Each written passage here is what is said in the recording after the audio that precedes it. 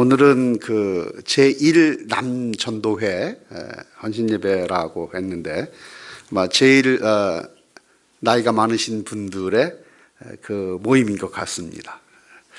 그래서 말씀 부탁을 받고 그때부터 계속 생각을 하는 중에 오늘 이 말씀을 함께 전하면서 은혜를 기다리고 또 그 가운데서 헌신의 의미도 되새기면 좋겠다, 이 생각으로 오늘 이 말씀을 택했습니다. 그래서 읽은 이 말씀을 중심으로 특별히 영혼의 건강검진, 이런 제목으로 이 말씀을 좀 살펴보려고 합니다. 제 말씀의 초점이 이 속에 다 포함되어 있습니다. 영혼의 건강검진. 우리나라의 국민건강보험이 참 잘 되어 있습니다. 그래서 다른 여러 유럽 국가에서 한번 살펴보려고 찾아오기도 합니다. 여러분 매년 그 건강검진 잘 받으시죠? 잘 안 받으시는 분들도 있더라고요. 왜 그런가 했더니 건강검진을 받고 나서 한 몇 개월 뒤에 몸이 좀 불편해서 다시 개인적으로 병원에 가서 확인을 했더니 암 말기다, 아무 소용이 없다, 그렇게 이야기하면서 그런 소문을 들은 분들은 건강검진을 잘 안 하는 것 같습니다. 우리의 몸을 하나님이 다스리고 계셔서 사실 우리도 잘 모릅니다. 그러나 우리가 할 수 있는 만큼 건강을 잘 지키기 위해서 미리미리 검진하고 살펴보는 것은 정말 필요한 일이라 이렇게 생각을 합니다. 아마 제1 남전도회 연배 정도 되시면 가장 두려운 게 무엇입니까? 이렇게 질문을 드리면 죽음이라고 생각하지는 않으실 것 같습니다. 불치의 병으로 고통스럽게 살아가야 하는 상황, 전신이 마비가 되어지거나 움직이지 못하는 상황이 되어지는 것을 두려워하실 것입니다. 그런가 하면 기억도 못하고 말도 잘 못하는 치매 증상이 나타나는 것을 아마도 가장 두려워하시지 않을까. 치매가 상당히 우리나라에 많이 지금 나타나고 있습니다. 왜 그런지는 모르겠습니다. 여러 가지 이유를 대기도 하지만 우리는 잘 모릅니다. 어쨌든 우리는 이런 불확실성의 시대를 살아가고 있는 것이 틀림이 없습니다. 거의 모든 것들이 확실하지 않습니다. 모든 게 불안합니다. 사회도, 경제도, 정치도, 교육도, 직업도, 건강도 다 불안합니다. 그런 건강의 불확실성 속에서 건강검진을 하는 것입니다. 때때로 자신의 건강을 점검해 보아야 할 때를 놓치기도 합니다. 하기는 요즘은 건강에 대한 정보가 너무 많아서 그게 도움이 되는 것이 아니라 오히려 그것 때문에 더 걱정을 하게 되기도 합니다. 문제는 우리의 육신의 건강을 잘 점검하고 살펴보듯이 우리의 영혼의 건강도 살펴봐야 한다라는 사실입니다. 육신의 건강뿐 아니라 영적 건강도 매우 중요하기 때문에 그렇습니다. 이 시간 고린도후서의 마지막 부분을 함께 읽었습니다. 고린도후서에서 바울은 복음과 자신의 사도권을 강력하게 변호를 하고 있습니다. 고린도 교회가 사도 바울에 의해서 세워진 교회인데, 그 교인들인데 고린도 교인들이 바울을 의심합니다. 바울이 사도가 맞나? 좀 이상해. 바울이 가짜인 것 같아. 왜냐하면 바울은 12 제자 가운데 한 사람도 아닌데. 그런가 하면 바울은 뭐 좀 능력 있게 어떤 일을 보이는 것 같지도 않은데, 문제는 거짓 교사들, 거짓 선생들이 고린도 교회 안에 들어와서 교인들을 쏙닥거리기 시작했던 것입니다. 그리고는 바울이 전한 복음, 그거 별거 아니다. 바울 능력도 없고 말주변도 좀 없는 것 같다. 자신이 세운 교회의 성도들에 의해서 사도권을 의심받았고 뿐만 아니라 전한 복음의 능력도 의심을 받았던 것입니다. 그래서 바울은 강력하게 내가 예수 그리스도의 종된 사도다, 이걸 밝히면서 내가 전한 복음이 정말 하나님의 능력 있는 복음이다 라는 것을 끊임없이 변호해 왔던 것입니다. 그 중에 이 고린도 교회에 이 고린도 후서 마지막 편지를 보내면서 이 마지막 부분에 고린도 교인들을 향해서 간곡한 권면을 해주고 있습니다. 오늘 이 13장에 있는 이 말씀은 크게 세 부분으로 나누어집니다. 먼저 읽지 않은 1절과 4절 말씀입니다. 이 말씀을 통해서는 세 번째 고린도 교회 방문 계획을 밝힙니다. 바울이 지금 아마도 에베소에 떨어져 있는 것 같습니다. 바울이 고린도 교회 성도들을 향해서 내가 이제 세 번째 너희 교회를 방문하겠다. 근데 이 방문의 의도는 너희 가운데 잘못한 사람들이 있는데 내가 가면 용서하지 않겠다, 내가 징계하겠다, 그 전에 회개하고 돌아와라, 이런 의미의 내용을 여기서 밝히고 있습니다. 그리고 오늘 읽은 이 5절로 10절의 말씀, 두 번째 단락입니다. 이 말씀에서 바울은 고린도 교회 교인들이 자기 믿음을 스스로 점검하고 확신에 설 것을 교훈하고 있습니다. 믿음의 자기 검증 기준, 그것은 도덕적 기준이 아니라 영적이고 종교적인 것이다, 이것을 가르치고 있습니다. 고린도 교인들에게 그리스도께서 그들 안에 거하시고 그분께 순종하고 살고 있는지를 확인하라는 것입니다. 바울은 고린도 교인들이 하나님 앞에서 바로 설 수 있기를 진심으로 바라고 있었던 것입니다. 그리고는 불순종하는 자들이 그런 가운데서 자기를 확인한 다음에 내가 정말 잘못했구나, 회개하고 돌아오기를 기다렸던 것입니다. 마지막 11절부터 13절까지의 말씀에서 바울은 고린도 교인들에게 마지막 권면과 문안 인사를 하고 이제 편지를 마감하는 것입니다. 그 중에 중간에 있는 5절로 10절에 있는 이 말씀을 좀 한번 깊이 생각해 보려고 합니다. 특별히 그 중에서도 5절 한 절 말씀에 좀 집중해 보려고 합니다. 이 5절 한 절 말씀을 미국에 있는 유진 피터슨이라고 하는 사람이 새롭게 영어로 번역한 성경이 있는데, 신약의 메시지라는 성경책으로 우리나라에서 번역 출판이 되었습니다. 거기에 의하면 이 5절 말씀을 이렇게 풀어서 설명을 했습니다. 여러분 자신을 스스로 점검해 보십시오. 여러분은 자신이 믿음 안에서 흔들림이 없는지 스스로 확인해 보고 모든 것을 당연한 것으로 여기며 적당히 지내는 일이 없게 하십시오. 여러분 자신을 주기적으로 점검하십시오.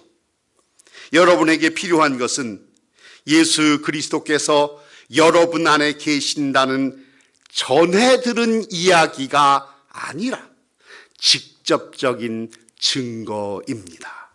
그 증거가 있는지 시험해 보십시오. 만일 그 시험에 실격했다면 방법을 강구하십시오. 5절 한 절 말씀을 길게 풀어서 알아듣기 쉽도록 새롭게 번역한 것입니다. 바울은 고린도 교인들이 믿음 안에 있는지 스스로 점검하고 확증하라고 권고하고 있습니다. 자신을 공격하고 거짓 교사들의 유혹에 넘어가 바울의 사도권에 도전한 고린도 교인들을 향하여 마지막 편지를 끝내기 직전에 그들을 스스로 점검하도록 권고한 것입니다. 문제는 해결된 듯 하지만 고린도 교인들이 믿음 안에 올바로 서 있지 않다면 언제든지 문제는 다시 발생할 수 있기 때문입니다. 그래서 바울은 그들이 스스로 자신들을 점검하도록 권고한 것입니다. 이 말씀에서 우리들이 적용해야 할 부분이 무엇인가요? 바울이 권면한 이 내용을 우리가 우리 자신들에게 적용할 이유가 무엇입니까?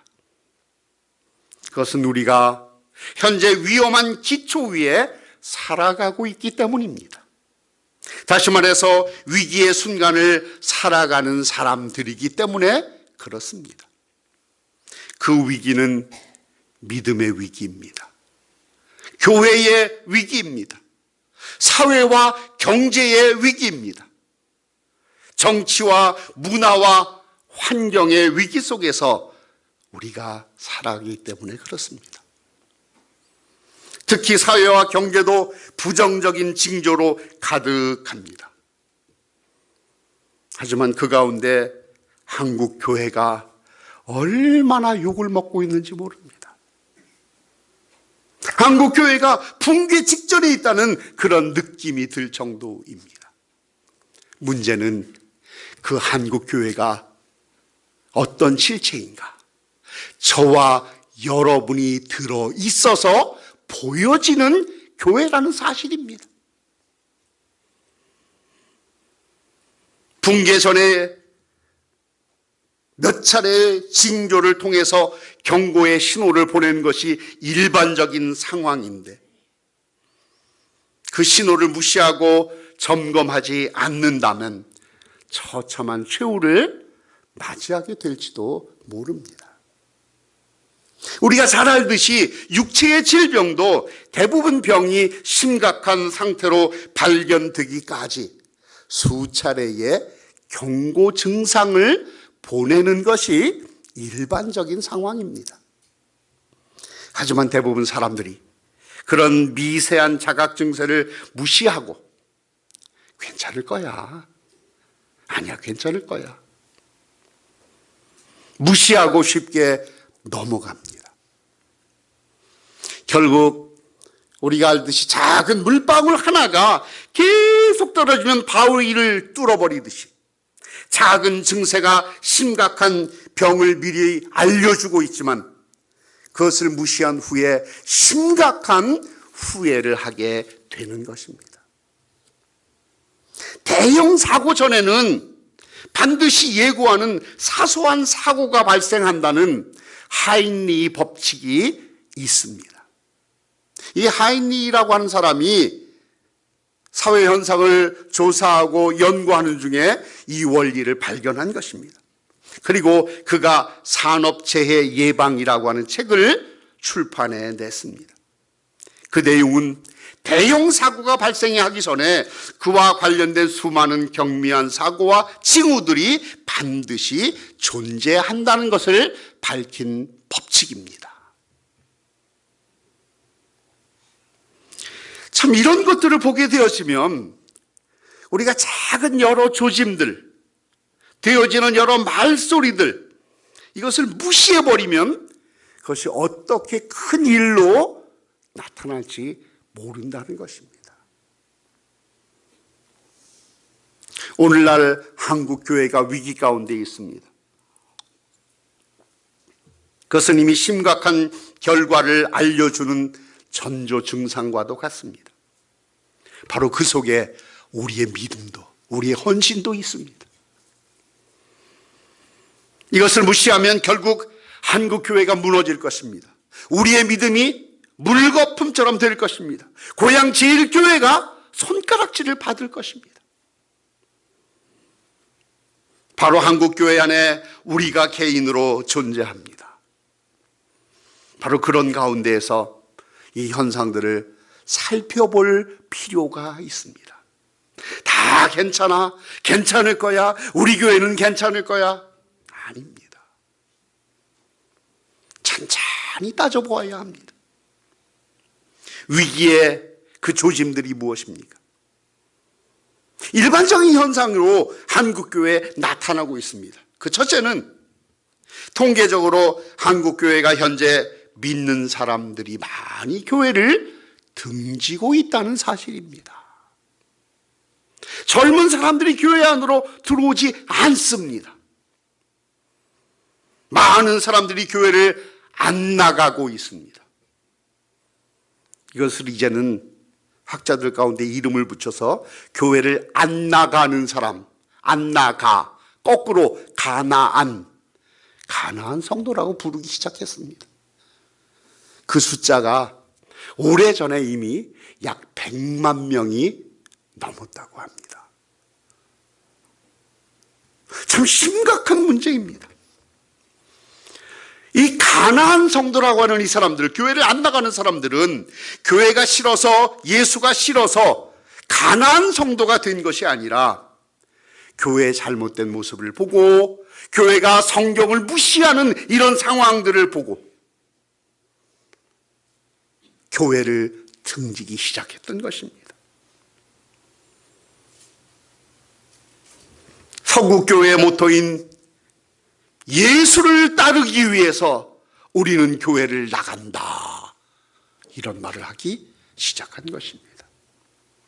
물론 이 속에는 목회자의 잘못이 굉장히 많은 부분을 차지하는 것이 사실입니다. 목회자의 전횡과 담임 목사가 교회를 물려주는 일들, 목회자의 탈선들, 목회자의 독단적인 예상 집행들 많이 있습니다. 그거 무시하지 않습니다. 그러나 여기서 저는 한 가지 기억해야 할 것이 있습니다. 이게 다 목회자의 잘못입니까? 성도들은 못했습니까? 알면서도 입 다물고 있지 않았습니까? 정말 충정 어린, 눈물 어린 기도와 그 목회자들 손을 붙들고, 목사님 이렇게 하시지 말고 좀 잘해보시죠. 왜 따뜻한 말 한마디 안 건넸습니까? 저는 교회의 문제를 좀 너무 목회자에게만 다 몰아가고 있는데 일반 성도는 그러면 아무렇지도 않은 것입니까? 저는 공범자라고 합니다. 저는 마음을 바꿨어요. 교회가 이 모양 이 꼴이 되어진 것은 목회자의 잘못만이 아니라 이런 상황 속에서 그냥 안주하고 다 괜찮아, 목사만 바뀌면 또 괜찮을 거야, 괜찮을 거야, 이런 상황이 되어지면 사람들은 교회를 등지게 되는 것입니다. 둘째로는 한국교회가 재정적으로 파산하고 있기 때문에 위기입니다. 김재한 감독이라는 사람이 영화 코어바디스라고 하는 영화를 만들었는데 법원의 경매자가 인터뷰를 하면서 말을 합니다. 이때 당시가 2013년인데 교회 건축 후에 빚을 갚지 못하고 경매에 나온 건물들이 그 한 해에 300개가 넘는다고 했습니다. 매년 들어갑니다. 한국교회 부채가 부동산 담보를 근거로 해서 근저당 설정을 기준으로 해서 대충 잡아보니까 4조 5천억이라고 합니다. 저는 억이 얼마나 되는지 개념이 없어요, 사실은. 조는 더더욱 그렇습니다. 여러분은 이해가 되십니까? 조억. 뭐 제 성 같아요, 조. 이 이자만 해도 한 달에 얼마가 나가는지 모릅니다. 목동에 있는 한 교회 제가 압니다. 이자만 매월 1억 5천만 원 이자만 나갑니다. 이자만. 이게 교회 맞습니까? 이렇게 교회를 유지해도 괜찮은 겁니까? 안양에 있는 한 교회에서 목회자를 바꿔가는 중에 제가 초청을 받아서 한 6개월 동안 목회자를 바꾸는 그 과정 속에 개입을 하고 제가 설교를 맡고 그 교회를 도왔습니다. 지금은 우리 합신 출신의 목회자가 들어가서 목회를 합니다. 교회 빚이 23억입니다. 교회는 아주 덩그랗게 잘 지었습니다. 장로님들 불러서 제가 얘기했습니다. 장로님, 이 교회 건물 지금 팔고 빚 갚으면 얼마 남습니까? 제가 물어봤어요. 한 6억 남습니다. 그래요. 장로님, 죄송하지만 교회 팔고 다른 데 가서 6억 갖고 다시 하시죠. 그 22억, 23억 되는 빚을 위해서 이자를 내기 시작하는데 목회자를 불러서 일을 못 맡겨요. 이자 돈이 너무 많이 나가니까. 이게 한국교회의 위기입니다. 마지막 세 번째는 대형교회. 소위 말하는 대형교회 목회자의 타락이 극에 달하고 있기 때문에 그렇습니다. 그 타락의 양상이 바로 권한 남용과 전횡, 재정비리, 여자 문제 등입니다. 바로 이런 상황들, 여러분 들려지는 이런 소식들을 통해서 우리가 어떻게 해야 할까? 오늘 분명히 말씀합니다. 너희는 믿음 안에 있는가? 너희 자신을 시험하고 너희 자신을 확증하라. 왜 교회가 그 많은 빚을, 감당할 수도 없는 빚을 다 끌어안고 이자를 물어가면서 왜 그런 교회를 유지하려고 합니까?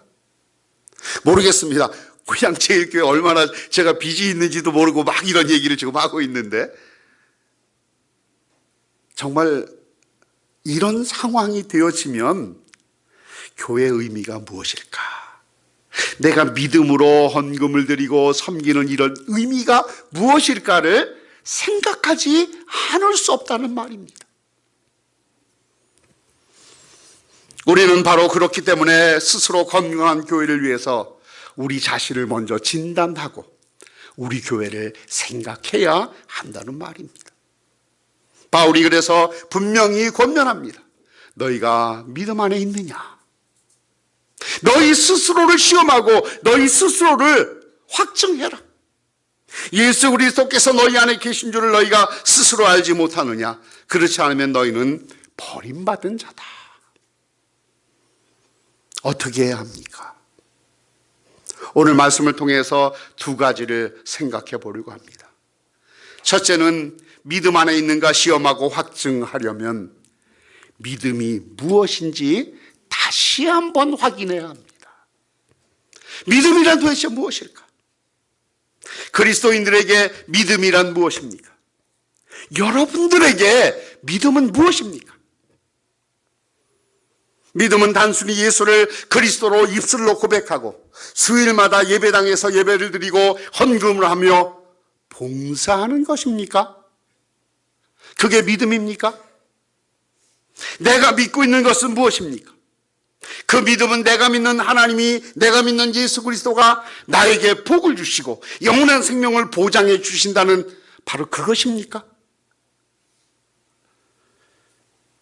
그것을 바라보며 그 약속을 이루기 위해서 예배당 안에서 기도하고 예배드리고 성경을 읽고 노력하고 봉사하고 섬기는 것, 그게 믿음입니까? 그렇게 하면 하나님이 나에게 영생을 주시고 이 땅에서도 물질의 복을 주시고 모든 복을 받고 사는 것, 그게 믿음입니까? 이 믿음을 갖고 신앙생활을 하는 것, 이게 믿음이냐고요. 믿음은 한마디로 예수님을 본받아서 매일의 삶의 현장에서 그 말씀대로 살아보려고 노력하고 살아가는 겁니다. 그렇게 살아가는 중에 약속한 시간 주일에 모여서 함께 예배드리고 함께 찬양하고 서로 격려하고 힘들지. 그러나 우리가 힘내서 또 이렇게 우리는 살아야 돼. 이게 믿음입니다. 정말 믿음이 있는 사람은 유진 피터슨이 번역한 대로 모든 것을 당연한 것으로 여기며 적당히 지내는 일이 없게 하는 것입니다. 그래서 자신을 정기적으로 점검하는 것입니다. 습관에 따라 신앙생활을 하는 것은 이미 건강한 신앙생활에서 멀어져 가고 있는 것입니다. 몸에 익숙한 관습을 말하고 지금까지 다 그렇게 해왔는데 뭐가 문제야? 큰 소리치며 익숙한 것에 더 길들여지려고 할 때에 그것은 마치 마약 환자가 걷는 길을 가는 것과 같습니다. 친숙하다는 것, 그 무엇인가에 길들여져 있다는 것, 어떤 것에 길들여지면 그것이 나의 일부인 양 아주 편안합니다. 그러나 믿음은 습관적으로 관습적으로 길들여진 것, 그것을 지키는 것, 이게 믿음이 아닙니다. 나에게 친숙하고 편안한 것을 문제 삼으면 불편한 감정이 생깁니다. 목사님이 바뀝니다. 우리가 신앙생활을 이렇게 합시다. 목사님 우리 늘 이렇게 해왔는데 우리 교회는 이게 전통인데. 성경 말씀보다 전통이 더 중요합니까? 지금까지 내 몸에 익숙한 것이 더 중요하고 더 소중합니까? 이게 올바른 길이라고 제시하면 힘들어도 입고 있던 옷 벗어 제끼고 따라가야 하는 것 아닙니까? 적어도 올바른 말씀을 하고 있다면 지금 힘들어도 노력은 해봐야 합니다.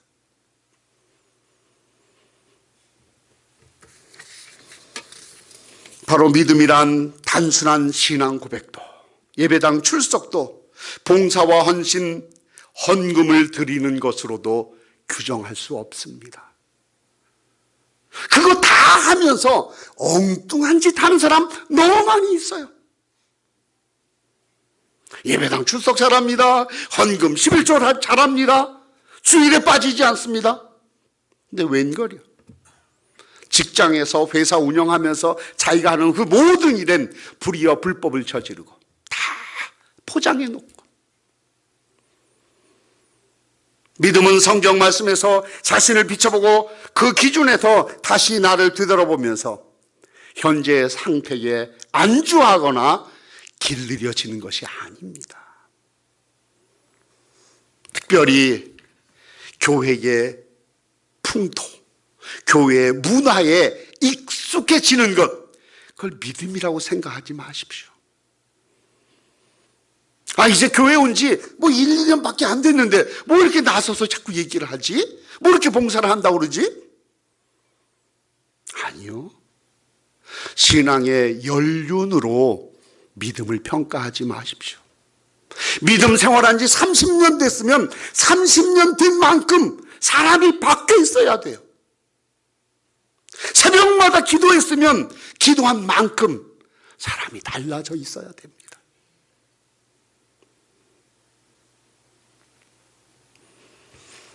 믿음이란 편안함과 안락함에 길들여지지 않고 끊임없이 나를 변화시켜가는 것입니다. 그것을 신학적으로 개혁이라고 합니다. 교회를 개혁하자. 바로 우리가 해야 할 일은 내 믿음이 무엇인지를, 내가 믿음의 근거를 어디에 두고 있는지를 다시 한번 확인해야 하겠습니다. 마지막 한 가지는 우리가 우리 자신을 시험하려면 기준이 필요합니다.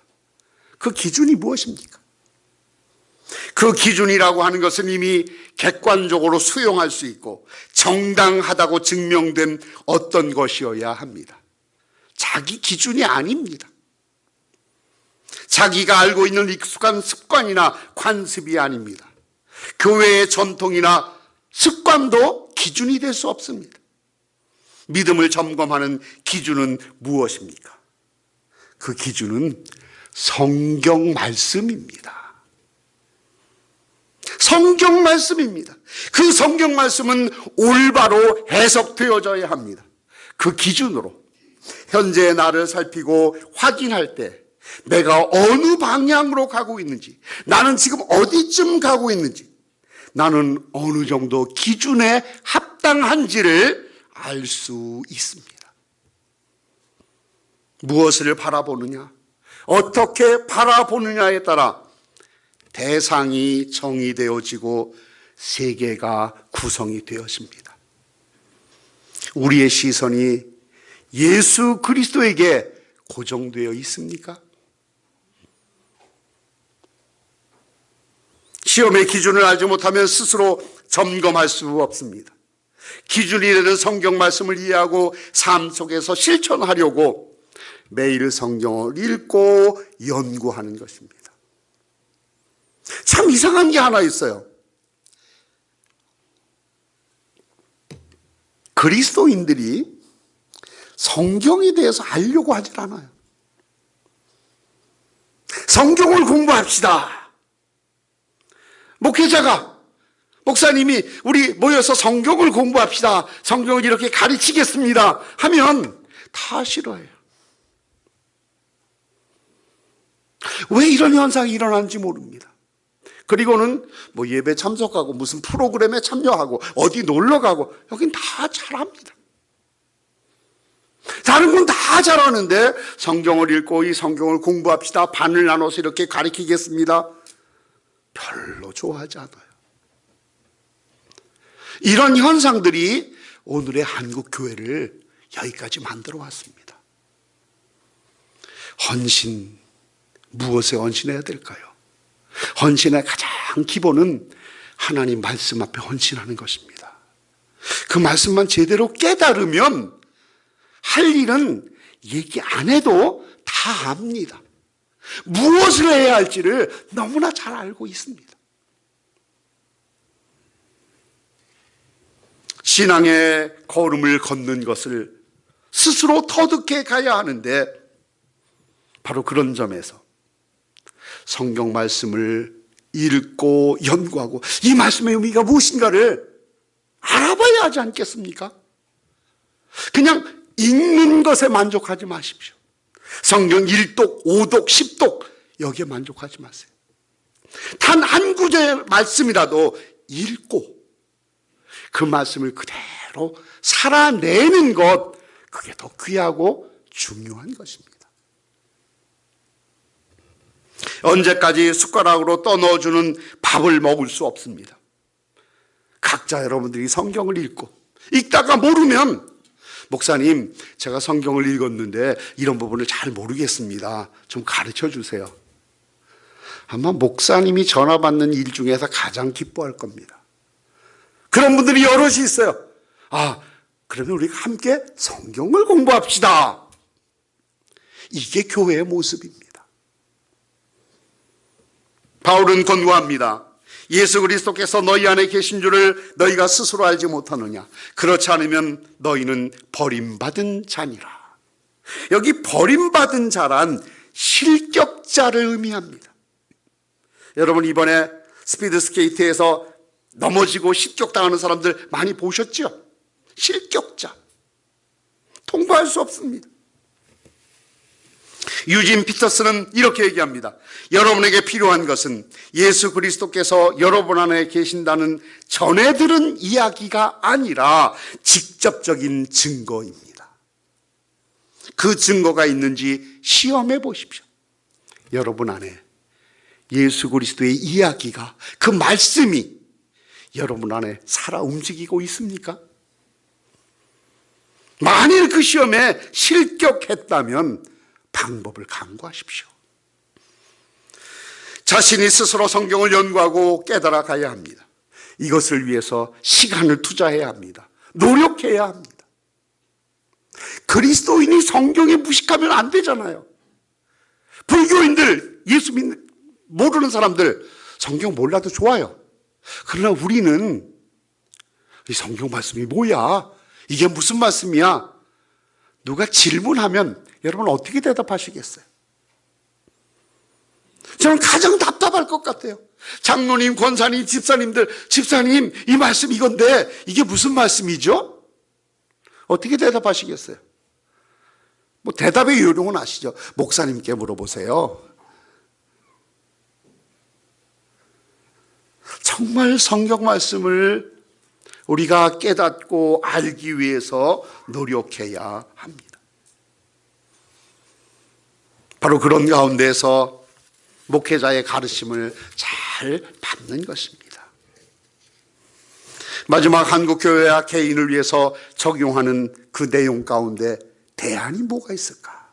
그러면 믿음이란 무엇인지를 알고 그 내 믿음이 정확한지를 성경 말씀을 통해서 그 객관적인 기준을 통해서 확인을 한다면 이제 어떻게 해야 할까? 영적 건강, 영혼의 건강 검진을 위한 대안은 첫째로 우리가 바뀌어야 합니다. 사람이 바뀌어야 합니다. 한국교회 안에 있는 모든 성도들, 목회자들 모두가 자기 믿음을 점검하고 잘못된 것을 바꾸려는 노력이 있어야 합니다. 지금 한국교회에 아주 놀라운 일이 지금 일어나고 있는데 미세하게 일어나다 끝났어요. 그 문제는 다른 것이 아니라 교회 안에 잘못들을 막 얘기했던 것이에요. 근데 이게 이제는 사회적으로 확대됐어요. 그게 뭡니까? 한 여자 검사가 나와서 내가 이렇게 남성에게 희롱을 당했다 얘기하기 시작했습니다. 지금 어떻게 되고 있습니까? 매번 뉴스마다. 실제로 이 일은 놀라운 일입니다. 성경을 연구해서 내가 어디를 향하고 있는지 나의 목표가 무엇인지를 다시 한번 확인하면서 나를 바꾸는 노력을 해야 합니다. 대부분 우리는 익숙한 방식과 타성에 젖어 습관대로 사고하며 일상을 반복합니다. 길들여지는 것입니다. 하지만 여러분, 익숙한 것에 길들여지지 마십시오. 편한 것에 길들여지지 않기를 바랍니다. 두 번째로 우리는 계속해서 성경 말씀을 올바로 배우고 실천해야 합니다. 바로 그 속에서 우리의 믿음을 확인해 가는 것인데, 믿음이란 내가 복받고 잘 살기 위한 게 아닙니다. 한국교회가 거기에 다 빠져버려서 교회의 믿음이 어떻게 된 줄 아세요? 교회 믿음이 마치 무당 섬기는처럼 돼가고 있습니다. 빌면 복받고 뭐 안 되면 빌어서 뭔가를 이루어 보려고 하는 것. 무당 종교로 바뀌어가는 것입니다. 물질적인 풍요를 누리고 잘 살아보려고 예수 믿는 것이 아니기 때문에 그렇습니다. 다른 사람을 내 몸처럼 아끼고 사랑하며 살아가려고 예수를 믿는 것입니다. 하나님이 나를 사랑하셨듯이 그 사랑을 이웃에게 보여주는 것. 그리스도인은 예수를 닮아 이 세상에서 영생을 맛보며 하나님 살아계심을 드러내 보이는 것입니다. 마지막으로 이런 이 성경의 가르침을 따라서 우리가 속해 있는 믿음의 공동체인 이 교회를 올바로 세워나가서 젊은이들이 찾아오고 이웃에 있는 사람들이 교회로 찾아오는 이런 교회로 세워나가야 할 것입니다. 하나님 나라 안에서 올바른 새로운 교회를 세우는 노력이 따라야 합니다. 우리 합신교단의 3대 개혁 정신이 무엇입니까? 그 개혁 정신은 바른 신학, 바른 교회, 바른 생활입니다. 이 3대 정신은 성경에 기초한 것입니다. 새로운 교회가 어떤 교회입니까? 저는 한마디로 정의하겠습니다. 그 교회는 교회를 위해서 존재하는 교회가 아니라, 자기 교회를 위해서 존재하는 교회가 아니라 하나님의 나라를 위해서, 세상을 위해서 존재하는 게 교회입니다.